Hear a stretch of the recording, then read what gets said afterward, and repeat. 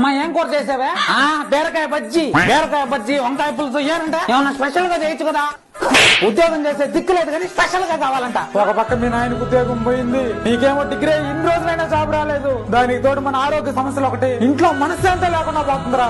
నీ జాతకం ఏమన్నా చూపించకపోయినారా? ఆ బావగారు మీరెప్పుడు వచ్చారు? ఇప్పుడే వస్తున్నాలేమ్మా, అన్ని విన్నాలే గాని మా ఇంట్లో కూడా మొదట్లో ఇలానే ఉండేదమ్మా.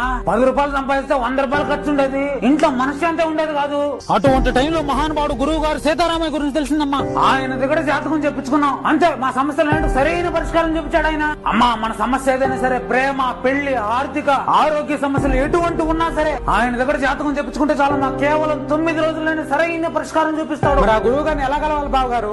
ఏం లేదు, మాకు ఇక్కడ కనిపించే నంబర్ కి వాట్సాప్ లో కానీ లేదా నార్మల్ గా అయినా ఫోన్ చేయొచ్చు. మన ఫోటో ఆయన పంపిస్తే చాలు, మన మోహన్ చూసి ఇంకా జాతకం చెప్తాడు. నేను కూడా మొదట్లో ఇవన్నీ కూడా నమ్మేవాడిని కాదమ్మా. ఆయన దగ్గర జాతకం చెప్పించుకున్నాక తెలిసిన ఆయన జెన్యూన్ గా జాతకం చెప్తాడని. ఇప్పుడే చేయనా మరి?